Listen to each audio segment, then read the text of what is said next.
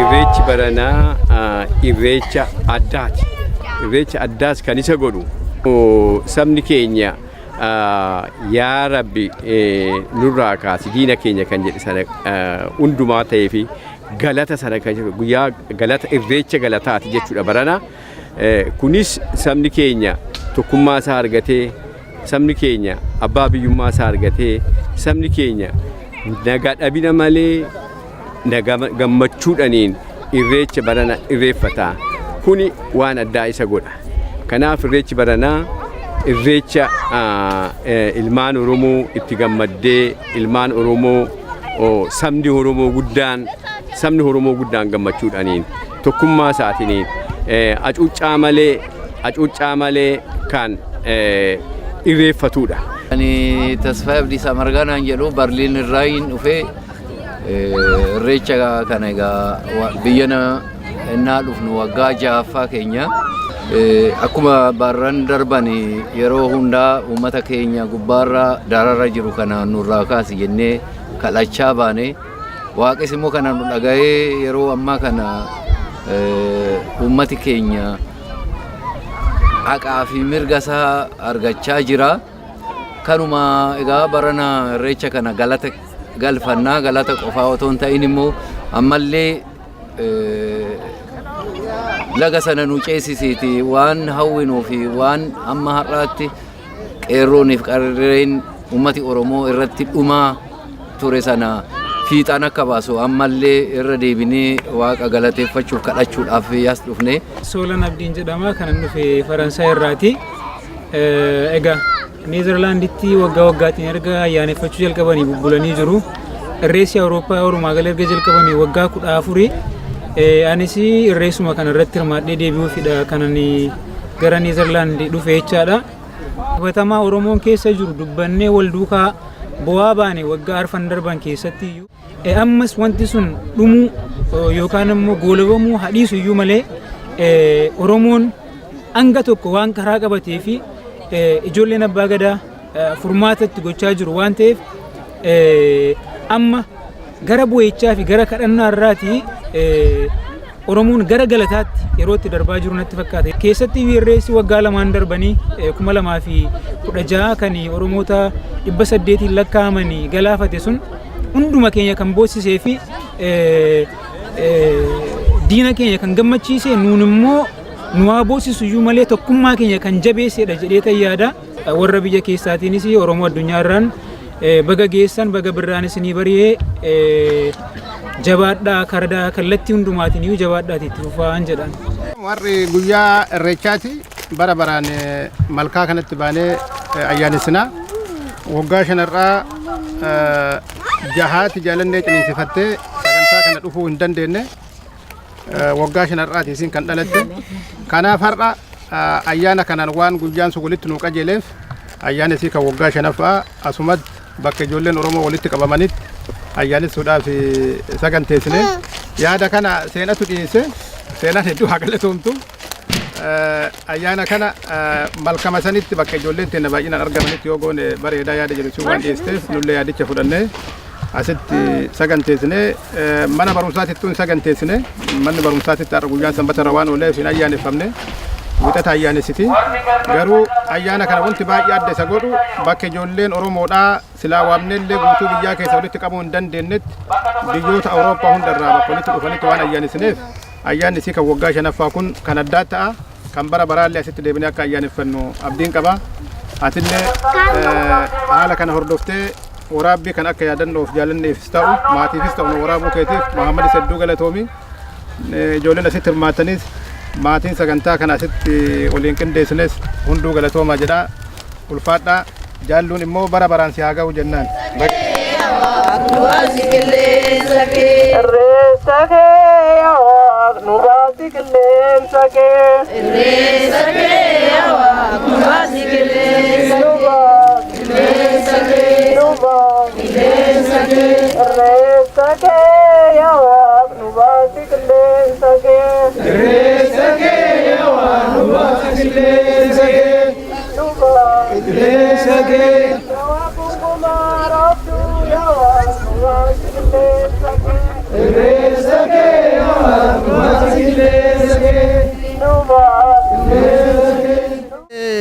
Ani abbaa dillaati maqaan kiyya har'a wanni as dhufnee fi irreecha bara 2018 kana irreeffatuu fi akkuma qara goonu irratti irreessi bara kanaa ammoo akkuma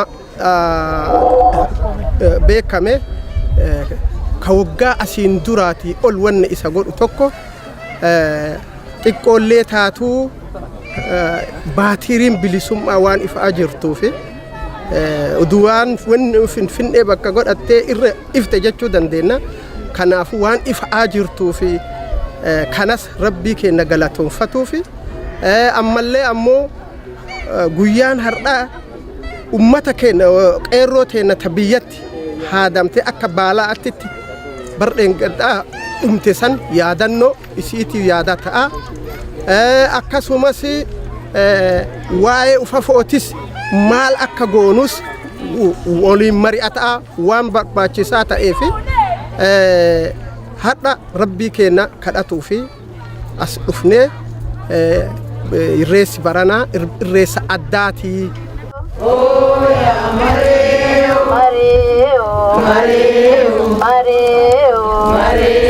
Asisni daun dinle ya yoleo. Oh ya mareo. Oh ya mareo. Oh ya mareo. Mareo. Mareo. Mareo. Mareo. Mareo ya yoleo.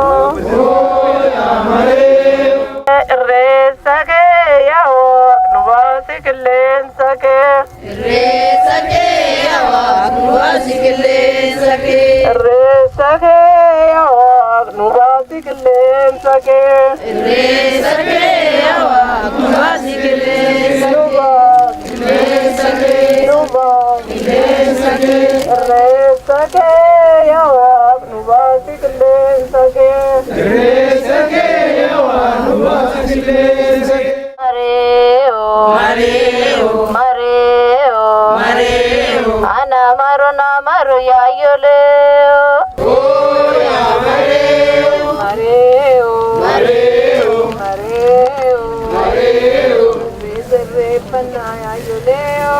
Oh ya mareo, oh ya mareo, oh ya mareo, mareo, mareo, mareo.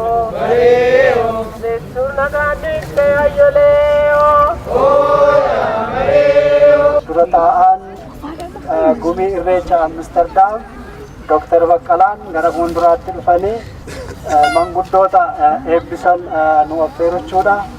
Akkasuma manguddoonni keenya warri eebbaaf nu qopheessan gara fuulduraatti nu barbachuudha. Amma Dr. Baqqalaan gara fuulduraatti koottaati malkaanuu saaqaa akkasumas manguddoota eebbisan nu affeera. Kabajamoota keessummoota keenyaa kan biyya ollaa keessaa biyya keessaa irreecha addaa bara 2018 irratti argamuudhaan dhuftan baga nagaan dhuftan. Mee na of galchaa. Mee yaa Rabbi kan dukkana gannaa keessaa baaftee kan birraa booqaa birraatiin nu geessa galata kee jennaan. Yaa Waaqmee bara baraan si kadhannaa sabni keenya miidhame sabni keenya bittinnaa'e mee saba keenya tokko nuu godhi mee diina saba keenyaa nuu kaasi jennee si kadhataa baane. Yaa waa nu dhageesse galanni si haa ga'u. Isin moolmaan Oromoo biyya keessa jirrus biyya alaa jirrus saba keenya akka bira dhaabbannu Rabbi mee humna isaa nu haa kennu. Meegaa isin hundumtuu mana nagaatii baatanii mana nagaatti irreecha keessa nagaan irreeffadhaati Rabbi mana nagaatti isin haa galchu. Bulaa jiraadhaa. Bari naga. Bari naga. Dali naga. Dalchi naga. Dikkan naga. Guddan naga. Ardan naga. Reeri naga. Deedi naga. Gadan naga. Gadan taroba naga. Gadan mujjin naga. Rabi naga. Puusi naga. Puus goseen naga. Gochi Oromoo Boorana bareettum naga. Oromiyaa naga. Kakaaba naga. Kakibba naga. Kadiyaa naga. Kajiddu galeessa naga. Ora bula deeman hangafamaan dambula. Asi malkaa kana gubbaarratti waaqa kadhachaa baane uummata keenya keessaayyuu qeerroo fi irree ta'e jennee kadhachaa oolle waaqni kana nu dhaga'ee irree nu godhatee har'a bilisummaa fi haqaaf mirga keenyaaf nu dhaqqabsiise galata jedha uummata Oromoo tokkummaa kenniteefii jirta ammallee galata jedha nu dhageesseetta amma si gara fuulduraatti fiixaan nu baasi kanumaan inni jedha galatuuma. Duraan dursee Rabbii har'a asitti walitti nu qabe galanni isaa guddaa haa ta'u. Ijoollee teenya taphadheen gaddaa akkasitti dhumte sanii Rabbiin jannata hiree qeerroo teenya maqaa nutti gootee ol nu qabdee ol jennee uummata keessa deemuu saalfata dhiifnee deemne kana Rabbiin yaada muraada isii geessee jiruu irratti Rabbi jiruu isii tolchee gara du'aatti akhirattis Rabbi jannata isii haa kennu. Sanaan dura hundumti keenya akka yaadannu waggaa lamaan har'aa bara 2016 ilmaan Oromoo qaqqaaliin waaqa isaanii kan gannaa bacaqee keessa baasee booqaa birraatti cehuudhaaf galateeffata ba'an irratti yaadattu hundi keessan ilmaan Oromoo bakka tokkotti ayyallaatti nam'anii dhumaniiru. Isaaniin daqiiqaa muraasaaf akkana yaadattan kabajaan sin gaafatan akka jirtanitti.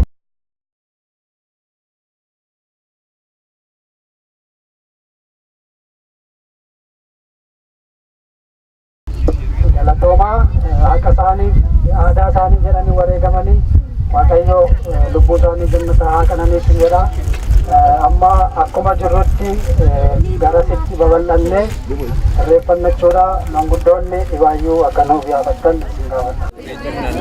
Yaa Rabbi saba keenya dhiiga isaa dhibaafatu. Isee tabaddu guyyaa aadaa keetii lafti qomoo keenya birraan bari'ee ijoollee qeerroo itti tabaddu kun aadaa keetii irreessi waggummaa yeroo dhufa ga'e birraan bari'ee isee tabaddu guyyaa aadaa keetii lafti qomoo keenya birraan bari'ee ijoollee qeerroo itti tabaddu kun aadaa keetii irreessi waggummaa yeroo dhufa ga'e birraan bari'ee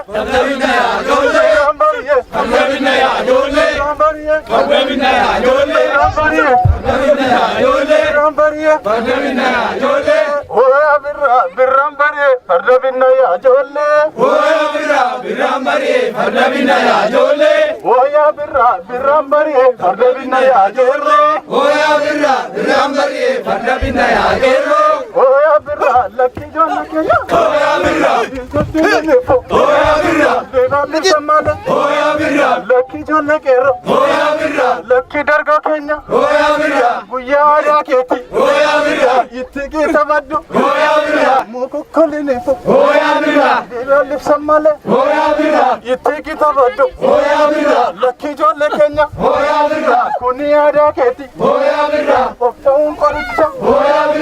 Nama nu affeera kunoo dhangaa Oromooti waan aadaa keenyaa fi cuukkoon jira, caccabsaan jira, qoriin jira, qinceen jira, wanti dhabame hin jiru hundumtuu guutuudha. Nama nu waamaa nyaatu kun qophaa'eera wanta jettu. Bara bilisummaa bakka Oromoon har'a waan barbaade qixxumaatti qaqqabeef adda jedheen fudhadha. Rabbi bara sana boonyee yaa Rabbi immaan keenya nurraa xaragi sabni keenya dhume saba keenya dhume kana immaan nurraa xaragi jennee Rabbi nu dhaga'e kunoo bara dhumiitiin sun darbee baran ammoo bara Oromoon tokko ta'ee gadda sana booyti sana nurraa haqee bara gammachuu bara bilisummaa bara aadaan Oromoo dagaagee aadaan Oromoo addunyaa irratti beekamee ilmaan Oromoo biyya adda addaa dhufanii aadaa isaanii kabajuudhaan dhufan bara gammachuu har'a rabbi kadhannee boonyee turre bara darbe boonyee booyti sana immaan sana nurraa haqee bara ammoo kun gammachuu kana har'a gammachuudha guyyaa gammachuuti. Kayaknya isinis baga gammadde. Amin baga wajjin gammadde. Baga keessan sinis. Manawami ya sariti. Manawami kiro gabatiki. Ya sariti. Manawami kiro gabatiki. Ya sariti. Manawami kiro gabatiki. Ya sariti. Manawami kiro gabatiki. Irritiki dimba. Manawami. Manawami. Kero Kenya. Manawami. Jambu fulan kenni. Manawami. Arraba kerat. Manawami. Kare nuru sampa. Manawami. Koya sariti. Manawami kiro gabatiki. Koya sariti. Manawami kiro gabatiki. Koya sariti. Manawami kiro gabatiki. Ya baga boga brage sani Oromo marti. Baga wajjinunge baga bilisomne. Egaa Oromoon Neederlaand jirtan yeroo hunda gammachuudhaan ayyaana irreechaa bara baraan kabajuu itti fufeera. Ammas kanaan boodas akkanumatti itti fufna aadaa keenya guddisuudhaaf dargaggeetti jennee qeerroo qarree hundumti keenya aadaa keenya irratti harka wal qabannee guddisuu qabna. Kanaafuu akkanumatti itti fufna. Rabbi fiixannoo haa baasu.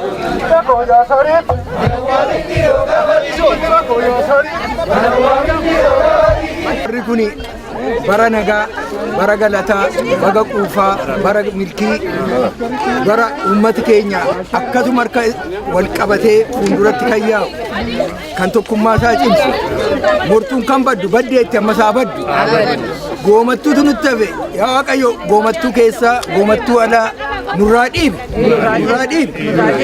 An dhalatee nuufaa guddisu dirreen bulmaataa nuufaa ta'u an hormaataa nuufaa ta'u kormi cirriyaa ta'u rimaa napheyaa ta'u beekaan nuufaa nurraa bulu wallaalaan nuufaa beeku an dhukkubsate nuufaa maaru an adeeme nagaan nuufaa gashu biyya keenya biyya nagaa nu haa godhu an nu nyaatu an nu goomatu nurraa kaasu. Kanumatti ayyaana kana ayyaana nuti godhee nuufaa xumuru waggaa waggaadhaan nu haa ga'u yeroo hundumaa waggaa waggaan maatii akkatti wal ga'ee waliin kabajuu jaalalaan gammachuu bunni inni jalqabaa fi inni dhumaa Oromoon akka wanni itti qabata. Bunni milkiidhas mallattoo araaraatis mallattoo nagaatis. Oromoon buna dhugee dheetu sakaanis namaa godhachuudha. Kanaaf galatoomaa jenna amma buna kana nu dhabdhamsiisu. Waggaa lamaan irraatii waggoottan kanaan dura waan keessa turre beekna. Baay'een keenya gammachuudhaan baanee gammachuudhaan hin gallu. Asitti illee baanee balaa biyya keessatti uumamu irratti gaddaa oollee uuma rakkoo haasaa oollee addaan galla. Barri jijjiiree haalli jijjiiree qabsoon uummata keenyaa jijjiiree adda jijjiirama keessa jirra. Karaa biraatiin uummanni keenyas adda faca'ee walitti hin dhufu. Baran akka gaariitti bakka jirru hundaa walitti dhufneerra. Walitti dhufeenya keenya keessaa tokko asumatti mootummaa bakka bu'anii namoonni embaasii keessa bakka adda addaatti hojjetan namni Oromoo nullee isaan hin dubbifnu isaan illee nu dubbisanii akka namichi buufa dheesse buufni namicha dheesse lafti gidduu sanatti hafte jedhamutti akkasi wal'eessinee jiraanna. Baran ammoo injifannoon keenya injifannoon uummanni keenya biyyatti argamsiise isaaniinis akka walitti dhuunu nu taasisee jira. Har'a ambaasaadar Uunatu Bilaataa nu jidduutti argamanii jiranii. Duraan dursee abbaa walqaa Dr. Bakkalaadhaan akkasumas maanguddoota hawwan asitti argamtan dargaggoota qeerroo shamarran hundumaa baga ittiin sin ga'ee baga wajjiniin waliin nu ga'ee jechuun barbaada. Akkuma waabbiin ibsan kanaan dura walitti dhufeenyi ture haalaan rakkoo bataasaa qaba ture keessumaa'u bakka bu'oota mootummaa wajjiniin akkas wal arganii ayyaana akkasii waliin kabajuun rakkisaa akka ture beekamaadha. Haa ta'u sun hundumtuu jijjiiramee amma garaagarummaan ture sun hundumtuu diigamee hundi keenya tokko taanee kaayyoo tokkoof biyya tokkoof saba tokkoof waliin hojjechuudhaaf haalli mijaa'aan uumamee jira. Kun galata guddaa galfamuu qaba. Kun akka salphaatti argame miti qabsoodhaan kan dhufedha. Kana jechuun qabsoon raawwateera xumureera kana booda qabsoon hin jiru jechuu miti.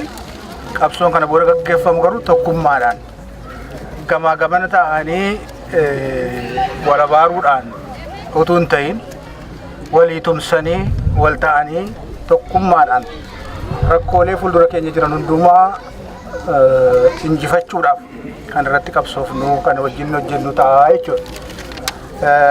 Akkuma sila yeroo waa'ee bunaa ibsan bunni aadaa mataa isaatii ta'e qaba. Akka Oromiyaattis waan guddaadha bunni. Hiikaa guddaa qaba keessoo bunni qalaanis. Waa'ee bunaa miti kan dubbachuu barbaade. Waa'ee aadaa, seenaa, safuu, duudhaa uummata kanaa bara dheeraadhaaf akka baduuf duulli hamaan irratti gaggeeffamaa ture. Bara dheeraadhaaf duulli hamaan irratti gaggeeffamaa ture. Haa ta'u malee baduu hin dandeenye balleessuus hin dandeenye har'a gahee jira. Kana boodas daran kunuunsuudhaan addunyaatti beeksisuudhaan dhaloonni haaraan aadaa kana duudhaalee kana qabatee akka deemu akka gara fuulduraatti gabbisu gochuudhaaf hojiilee gurguddaan hojjetamuu qabu. Beekamaadha aadaan kun duudhaan kun seenaan kun ifatti bahee akka calaqqisu gochuudhaaf hedduun itti wareegamaniiru. Salphaadhaan waan dhufe miti jechuudha. Gatii kanaaf aadaa fi seenaa duudhaa miidhagaa kan gara fuulduraatti daran kunuunsinee dhaloonni dhufu immoo daran cimee fudhatee gara fuulduraatti deemuudhaaf akka danda'utti hundumti keenya'uu kan ammammaatti jalqabne kan ammammaatti hojjenne olitti hojjechuu qabna. Aadaan eenyummaa ibsa. Aadaan namni aadaa hin qabne namni aadaa isaa hin kabajne gabraa jedhan sila yeroo dubbatan yeroo waa'ee bunaa dubbatan jecha guddaadha. Ammas kan kunuunsachuu qabnu daran kan gabbisuu qabnu aadaa seenaa qabnu seenaa keenya aadaa keenya kana daran kunuunsinee gabbisnee gara fuulduraatti addunyaa irratti beeksisuu danda'uu qabnu. Itoophiyaa keessatti akkuma beekamu aadaa fi seenaan duudhaaleen sabaaf sablammootaaf uummattootaa bara dheeraadhaaf kabajamuudhaaf mirga hin qabutu. Qabsoo dheeraa hadhaa gaggeeffameen garuu aadaa fi safuun uummataa sabaaf sablammootaa Oromoos dabalatee kabajamuu erga jalqabee yoo baay'ate waggaa 20 kan hin lakkoofsu. Innuu bu'aa bahii mataa isaatii baay'ee qaba. Gatii kanaaf aadaa fi seenaa kana gara fuulduraatti tarkaanfachiisuudhaaf ammas daran jabeessinee cimsuu qabna kan jedhu dhaamsa koo ta'ee akka imbaasiitti immoo imbaasii haaraa as Danaagitti bannee jirra. Achittis tajaajilamuu jalqabuu qabdu. Imbaasii kanaan dura ture kan Brussels naannoo Brussels qofaadha kan inni kana booda haguugu cover kan inni godhu kan Danaagitti baname garuu warra as jirtan hundi keessanuu achitti tajaajilamuu dandeessu. Kun oduu gaarii siniif himuudhaaf qabannee dhufnedha. Ani gammana yoon jedhe nagaa naaf kolchaan jedha. Naaf kolchaa. Itti ambaasaadar dubbataniin waan hin dubbadhu baay'een qabu. Lalisaa Biraanuu naan jedhu. Awurooppaa paarlaamaaf naannoo koomishinii irratti kan hin hojjedhu istiraatejik dipaartimentii. Ergaa bareedaa dabarsaniiru. Carraa gaariidha. Waaqayyoon baay'ee galateeffannaa. Bara darbe dhufuu barbaadeen ture. Barachaanis dhufuu barbaadeen ture. Amata 3 fitee amata 4 keen jira. Beeljeem dhufee dhimma qabsoo Oromoo kanaaf aktiivistoota wajjin indirectly hariiroo sirrii qabna turre. Wanti hojjetamaa ture garuu har'a immoo hiree kan argadhee asitti argame. Wanti jechuu barbaadu dargaggootaaf.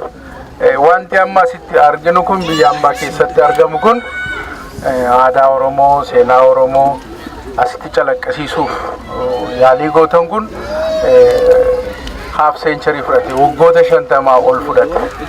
Namooti baay'een otoo nuti hin dhalatin dargaggoota as jirtan kun otoo hin dhalatin dhimma kanaaf biyyaa ba'anii yuunivarsiitii gad dhiisanii jiruu isaanii dhiisanii maatii keessaa ba'an baay'een keenya maatii qotee bulaa keessaa ba'anii jiruu maatii isaaniillee jijjiiruu dhiisanii aarsaan guddaan kafalameera. maybe namoota akkasii as keessas akka jiran abdiin qaba. As geenya injifannoon kun argame wanta qaban itti fufsiisuun dirqama seenaati. Haa ta'u malee Oromoon amma naashinaalizimiin isaa sabboontummaan isaa naashinaal ajandaa biyyoolessaa qabu adivaansi baay'ee gochaa jira. Dargaggooti garuu armaan booda dinagdee irratti hojjechuun barbaachisaadha. Hawaasi ikonomikaalii strong hin taane politikaalii lafa ga'uu hin qabu. Yoo ikonomikaalii immoo jaboo taane karaa dheeroo deemuun hin danda'ama. Yeroo darbe torbee darbe Finfinneen ture wanti Finfinneetti argaa turre tokko ikonomii irraa madda namni keenya magaalaa sana keessa hin jiru daangaa irra jira waan ta'eef kana booda dinagdee irratti hojjechuu. Inni lammaffaan tokkummaa Oromoo injifannoo kana qabsoo kana asiin ga'u waggaa 50 namoota otoo abdiin kutatiin kallattii adda addaan geggeeffamee as ga'ameera. Otoo abdiin kutatiin waa'ee tokkummaa Oromoos abdiituun kutatiin irra deebinee dubbachuu barbaada. Utuu arginuu akka hin argine ta'uun barbaachisaadha. Tokkummaa Oromoo hin miidha yoo ta'e utuu dhageenyus akka hin dhageenye ta'uun dirqama. Ekspertoota warra amma biyya gaggeessaa jiran wajjin maree qabna turre naayitmeerii guddaan especially for my generation tokkummaa Oromoo baay'ee nu yaaddessaa jira. Kanaaf irra deebiin dubbadha. Tokkummaa uummata kanaa miidha yoo ta'e utuu arginuu akka hin argine ta'u utuu dhageenyu akka hin dhageenye taane bira darbine dubbii bulchuun barbaachisaadha. Emotional akka hin taane dargaggoonni Oromoo kan biyya keessas biyya alaas jiran emotionii keenya govern gochuun dirqama. Kanaachi baay'ee rakkisaadha. Baay'ee galatoomaa.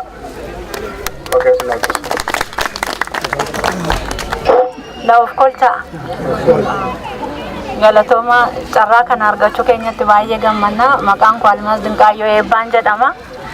Kan inni hojjedhu embaasii Itoophiyaa Deenaagitti amma baname keessattidha. Egaa carraa kana argannee dhufnee isinitti makamnee ammas irreechas wajjin kabajuu keenyaaf galata Waaqayyoon jedha.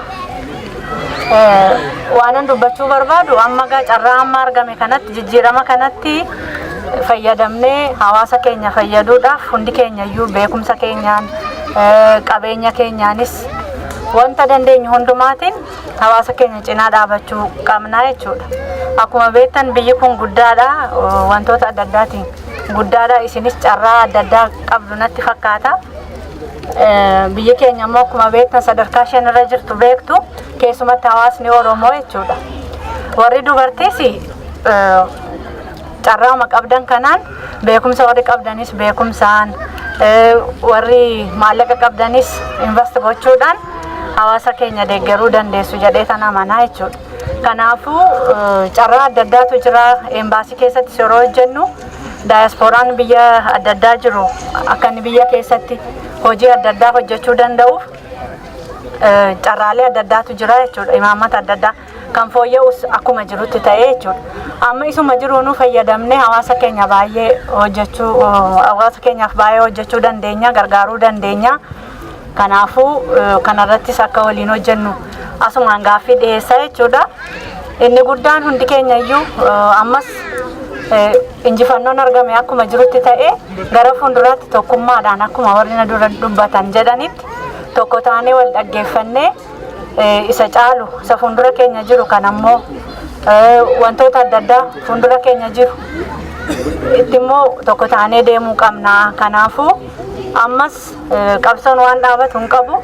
Iddoo yaanne sana geenye irra jechuu hin dandeenyu. Kanaafuu hidhannoo keenya cimsinee wal dhaggeeffannee gara fuulduraatti injifannoo guguddaa uummata Oromoodhaaf akka fiduu dandeenyuuf wal taanee wal dhaggeeffannee adeemnu jecha akkuma kana jirbiin wal taatee arba hiitii jedhama mitiire tokkummaan keenya cimuu qabaa ergaa jedhu asumaan dabarsuun barbaada. Embaasii Itoophiyaa Deenaag jiru yoo dhuftan na argitu wanta wajjin hojjennus baay'een ni jira jechuudha. Kanaafuu carraan argadhe kanaafis galatoomaa jecha wal argana gara fuulduraatti. Ilmi isa guddatu riska beeyya dhungatu irreechi keenya nan dhufeewu irreecha mootii ayyaanaa'u maatu wallaalaawo. Meetina weeddisa meetina weeddisa meetina weeddisa. Guyyaa irraa iddoo irreechaatti argamuu kootiif baay'ee natti tola. Maaliif guyyaan irraa guyyaa addaati. Baroota baay'ee darban irraa adda kan isa godhu guyyaatti bilisummaa keenya arganneedha. Guyyaatti Oromoon tokko ta'ee gara biyyaatti deebi'eedha. Baay'ee namatti tola. An baay'ee gammadeen jira. Keessumaa bilisummaan waggaa dheeraadhaaf hawwame barbaadame kun yeroo ammaa kana haala kanaan Oromoon bakka garaagaraatti Oromoon naannoo garaagaraatti tokko ta'ee bilisummaa kana walii wajjin simachuunsaa waan baay'ee namatti toludha. Waan eegaa turreedha. Dheebuu keenya bara dheeraadha.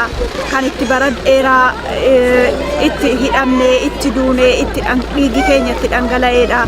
Kana ija keenyaan arguu keenyaaf baay'ee namatti tola. An baay'een gammadee.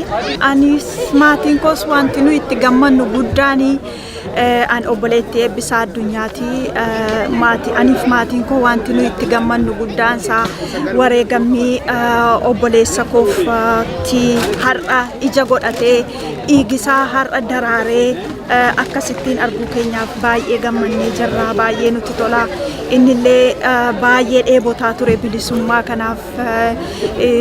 Yeroo sana ijoollee ta'ee kan hin yaadadhu sirbanni guyyaa bilisummaatiif qopheessellee hamma har'aa barreessinee qabna.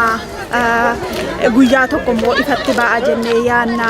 Kanaaf dhiigisaa kun ol ba'ee daraaree bilisummaa kana ija keenyaan arguu keenyaaf baay'ee itti gammanneerra. Firii gaariidha. Inni du'us bu'aansaa jira. Kanaaf baay'ee gammannee jirra. Baay'ee nutti toleera.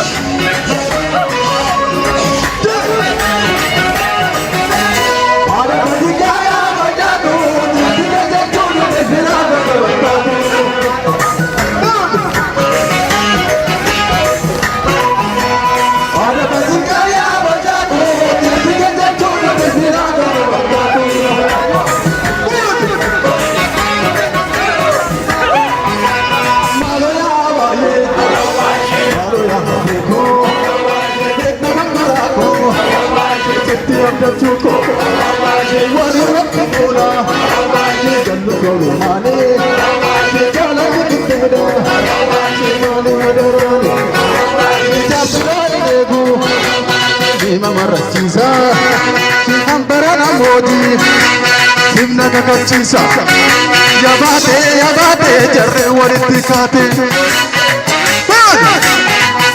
yabate dubbitti jabaate